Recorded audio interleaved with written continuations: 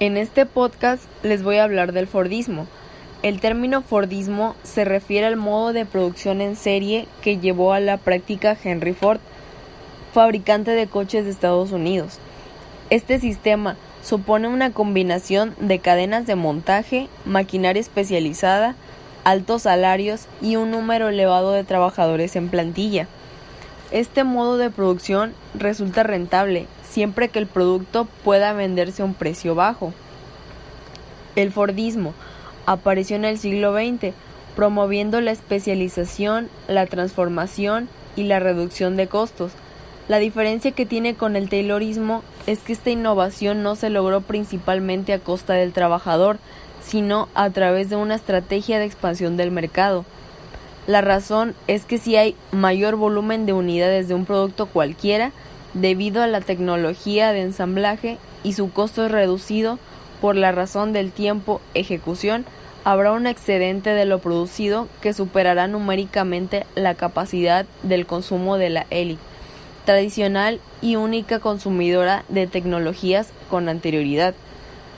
El Fordismo, con ayuda anterior del Taylorismo, llega para romper con ese monopolio, por un trabajo con características que llevan al obrero a perder ese monopolio de esta nueva clase trabajadora. Los obreros están sindicados, por lo cual les brindaba un respaldo frente a la opresión capitalista. Esta forma de agrupamiento llegó a Estados Unidos a través de la primera oleada de inmigrantes europeos, fuertemente ligados al trabajo de los artesanos y gremios de trabajadores.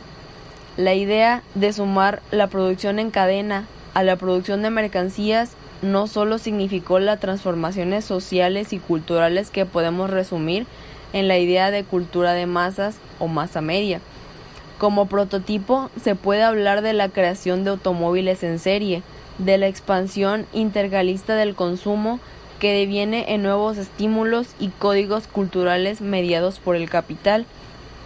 También hay que advertir que el modelo madura bajo el esquema económico que lleva al estado de bienestar, lo que promueve un protagonismo histórico de las clases subordinadas y al amarre de capital a consideraciones sociales y de clase, influido todo esto por el ascenso de los socialismos reales y el miedo a su expansión global por parte del liberalismo capitalista.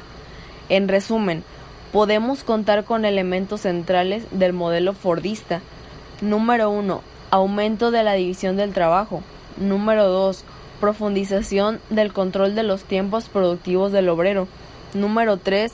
Reducción de costos y aumento de la circulación en la mercancía. Número 4.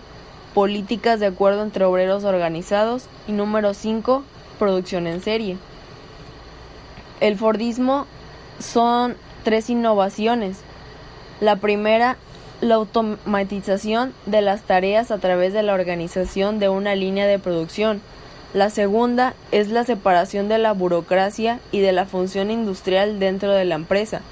La tercera construye una verdadera revolución del pensamiento económico, ya que consiste en la implementación de una política de salarios altos. Contra lo que suele decirse, la idea de Ford no fue venderles los Ford a sus operarios, y menos aún que un Ford tuviera un paternalismo generoso. Ford era un reaccionario que prohibió los sindicatos, apoyó la ley y hasta financió un partido a través de su filial alemana. Para él, los salarios elevados eran el medio para atraer a los mejores obreros, pero sobre todo por tener paz social. Prefería privilegiar a sus salariados en términos de los consumidores. También existen principios considerados como fundamental y una referencia obligatoria para cualquier gerente, ya que a pesar del tiempo, sus apreciaciones resultan de gran actualidad. Uno de los principios son la organización del trabajo, la selección y entrenamiento del trabajador, la cooperación y remuneración del rendimiento individual, la responsabilidad y especialización de los directivos en la planeación del trabajo y la organización científica del trabajo.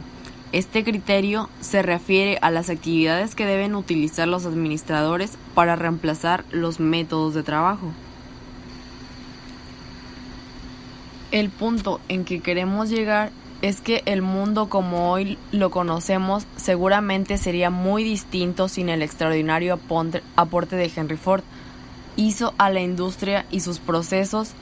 Está claro que él no inventó el producto, sino un sistema de producción innovador de este producto, permitiendo una drástica reducción de los costos y una masificación impensada para la época. Ford buscó desde el comienzo cómo hacer que el automóvil dejara de ser un bien suntuoso, una extensidad de algunos millonarios, para convertirse en una herramienta popular para uso de todas las personas, una herramienta que cambiara el mundo para siempre, que acortaría distancias y con todo esto implica. Para esto debía producirlo de forma masiva y a un muy bajo costo. Observando a los fabricantes de automóviles que existían en este momento, se dio cuenta que uno de los grandes problemas era que las piezas procedían de lugares diferentes y que además los operarios participaban en todo el proceso de producción, con diversas tareas asignadas en una misma persona. En esto se basan las principales modificaciones que Ford introdujo en el proceso de producción. Su modelo consistía en una línea continua de ensamble, lo que permitía una producción en serie, reforzando lo propuesto por Taylor. En primer lugar, para reducir los tiempos de ejecución, se realizó una fuerte división de trabajo. No solo se asignó a cada operario una tarea sumamente específica, que sería ajustar determinada pieza, pintar determinada pieza, de manera repentina y sistemática, sino que se le quitó al operario la posibilidad de control de los tiempos que le insumía cada tarea. Está claro que esto lo hacía que no fuera tan exigente al grado de formación del operario, ya que su tarea era sumamente sencilla de aprender a repetir indefinidamente. La fabricación de un automóvil era una secuencia totalmente mecánica, formada por el aporte de cada operario con su pequeña función.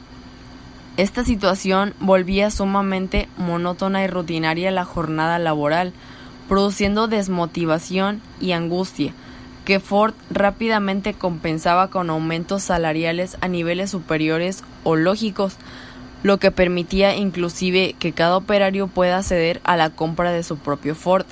La realización de la época se ve reflejada en Film Tiempos Modernos, de Charlie Chaplin, donde el actor personifica a un operario que pasa toda su jornada laboral ajustando una misma tuerca, solo realizando una parte del ajuste con una fracción de vuelta.